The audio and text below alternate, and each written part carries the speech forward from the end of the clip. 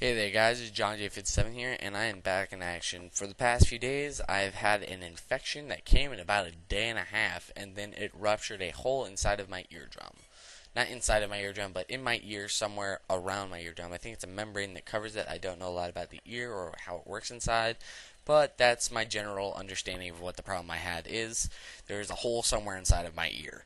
So, an infection caused that, but I've gone to the doctor. They said there's not going to be any permanent damage. I've lost a little bit of my hearing, but they said that should come back to me as the wound heals.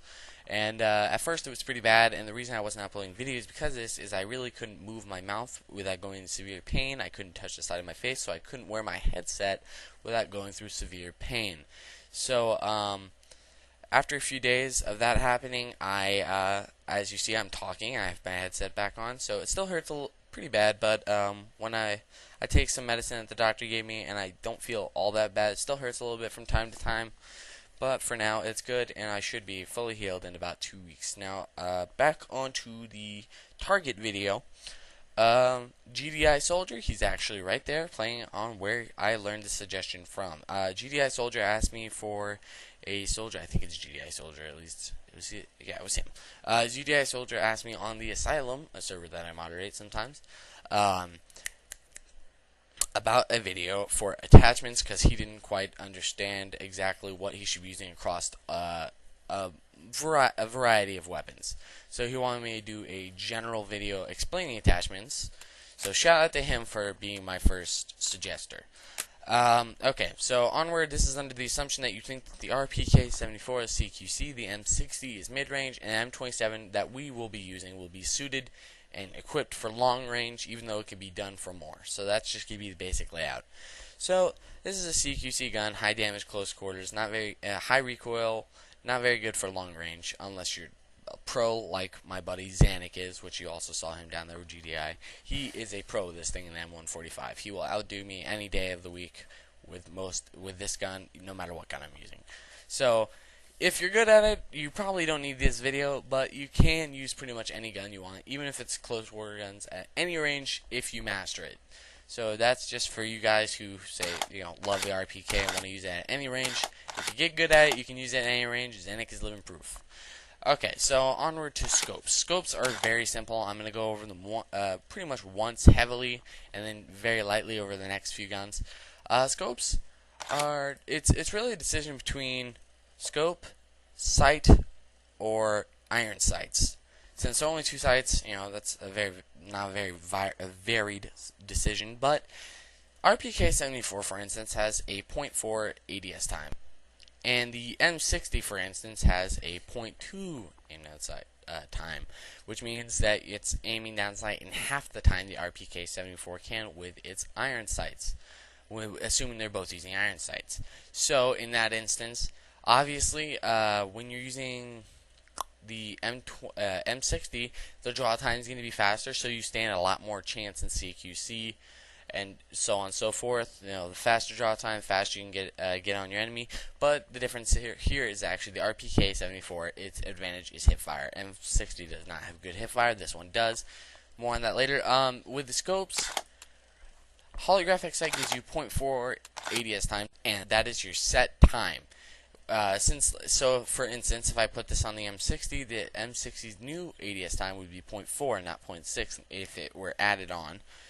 So that sets your time. The red dot sight has a 0.36 time, so this is actually better for the RPK because it lowers it by a very minuscule amount. But on the point, it also widens your view and gives you a red dot, which I prefer because it just is easier to aim through. Now, you could also use something called the M145. It is currently the only scope available to assault rifles. It gives you a almost I mean, not assault rifles, but to any class other than snipers, and it gives you an almost 2x zoom. So, there's downsides to this. The biggest one being that it puts you at a 0.6, 0.6 of a second, into, aiming down your sights, and that could be the difference between life or death when you're dealing with CQC, and you may not want that, and especially if you're only going for CQC, you definitely do not want this. So in that case, we're going to set this for CQC, so we're going to use For instance, the red dot sight, because it's the fastest aim down sight and the easiest target acquisition available to us, besides iron sights, which I'm not very good with AK iron sights. Some people are, but I'm not. So I prefer a rapid aim. Alright, onward to the barrel. The barrel can make a significant difference in some situations to almost no difference in any situation. Well, the difference here is precision barrel. This increases velocity. This is one of those things that doesn't really make a big difference. I prefer it though because I like to have my bullets shoot faster. So I have to put less lead, which is when you have to aim forward on a moving target so that your bullets hit him even though he's moving. So this is really only for longer range guns. You don't have to deal with that here. Predator barrel increases the velocity a little bit, just like the precision barrel did, but this one also increases the effective combat distance, which I'm not 100% sure on this because I don't own it and I never use it. I think this also increases, so if you had CQC range of 0 to 25 meters, I think it increases it by a little bit across all the boards. So 0 to 25 went from 0 to 30, not exact figures, that's just an example, and medium range went from 31 to 40. You know, just small increments, incremental increases, which could be a lifesaver here and there, but that's really not a big deal when you're talking CQC because it's not going to increase it all that much. What you want is a specialized barrel for what you're doing in this case, which would be the close-in barrel. This is CQC barrel pretty much exclusively. This increases a little bit of your medium combat distance, but you don't really need to care about that because you're not going for medium combat, you're going for short here. So with short distance, this is what you want. It significantly increases that number. So say once again, just an example, not real numbers, from 0 to 25. I know it does a pretty significant difference, so I'm going to call it from 0 to 35 now, and that's a huge difference. That can widen up how easy you can kill someone from a huge range now. That's 10 meters difference.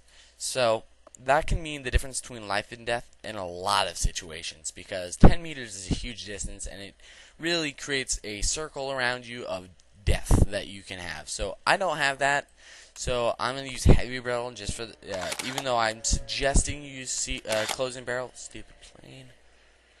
Alright, closing barrel, but heavy barrel is the alternative I have to use. It extends medium combat distance of the gun. I'm a medium combat guy anyway, so this more suits me. And also increases velocity, so once again also suited toward me because I like faster bullets and I'm a medium combat kind of guy, medium to long. That's my my MO here. But if you're going for CQC, closing barrel, hands down closing barrel. And if you're going for back on the ammo, same thing. If you are going CQC, you're only going to want two things: CQC ammo, or you're going to want casket mags. Those are the really only two choices available to you. The rest of the things may help, but these are the biggest differences. So casket mags gives you 60 bullets per mag on top of what you already have. So that means, I think the RPK has 40 rounds. That means you're having 100 round magazines. You're pretty much not going to run out of ammo in any circumstance here. And you can spray just like you have an LMG, even though you have a magazine fed LMG. So that's a huge advantage there. And since you're pulling out the CQC, you got the the hipfire of an assault rifle, you got the not the quick draw, but you got the hipfire of an assault rifle, you got the quick damage layout, and now that you have a closing barrel, you have a huge cone of fire that you're just devastating in. So in there, casket mags are helpful. But if you've already you can aim your shots better than the average Joe, then you're going to want CQC ammo. This will significantly increase your damage in short range and mid range, which is why we equipped the short closing barrel earlier. Look, extend short extensively and your medium combat a little bit.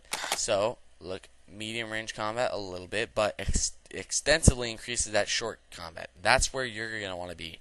I'm not sure if this brings it into the 3-shot kill at its closest range, at like 0 to 10 meters. I'm not sure about that for this gun, but I know if not, it's going to be a guaranteed 4 to 2-shot kill, depending on headshots or not.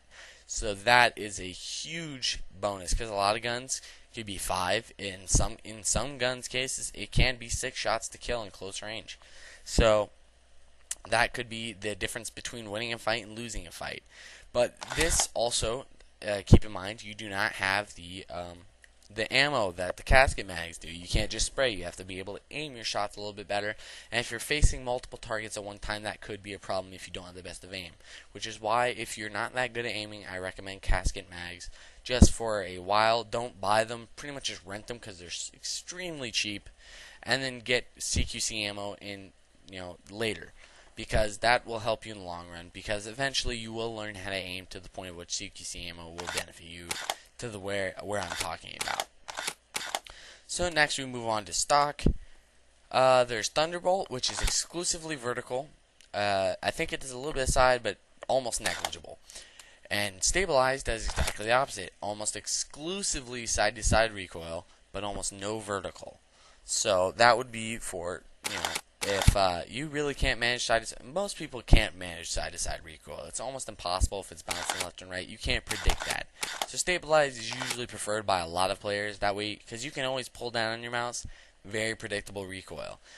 But left and right, not very predictable. So Stabilized may be the way to go. In this case, I do not own a Stabilized, although a lot of people are telling me it's a very good stock for this gun. Thunderbolt is not very good because it does have some side-to-side recoil, in which case I'm showing you my alternative, which is a tactical stock, which reduces a little bit of side-to-side, a little bit of up and down, and decreases your deviation while you're aiming down, I think. Or I think deviation generally, which means that when you're firing over more than one shot, you gain a little cone. You'll notice that when you fire it, and that means your bullets have less chance to hit in that cone. That cone will grow, and that means they can hit anywhere inside the growing cone until you rest it back down into that smaller circle. So lower deviation means you have a smaller cone, which means more chance to hit, which is obviously a very good thing. Less recoil. Tactical stock is a very good stock. The other one would be the balance stock, which is if you have very bad deviation, you want this, because that will pretty much fix that problem. It won't permanently fix it, but it will help significantly. And the fourth alternative being the Nemesis stock. I do not have one. I cannot show you it, but it decreases damage significantly, but it also pretty much means you have no recoil unless you have a very high recoil gun. I think you can still see visible recoil on guns like the AK-47, but besides that, pretty much no recoil for any gun. It's really an easy way to go, and I don't recommend it if you want to have fun. I've never had fun, not really having to try for my kills. But if you really are having trouble with recoil, Nemesis stock, which you cannot purchase anymore, so if you haven't, you never used it or whatever, if you happen to have it and never thought about it, that would be the way to go. If you really don't want recoil, that would be the way to go about it. Okay. So we've decked out our RPK. Now this is pretty much decked out for CQC. This will devastate in CQC. Alright, now we're going to set up an M60 for medium range combat. But that'll be for the next video, guys, and I will see you then.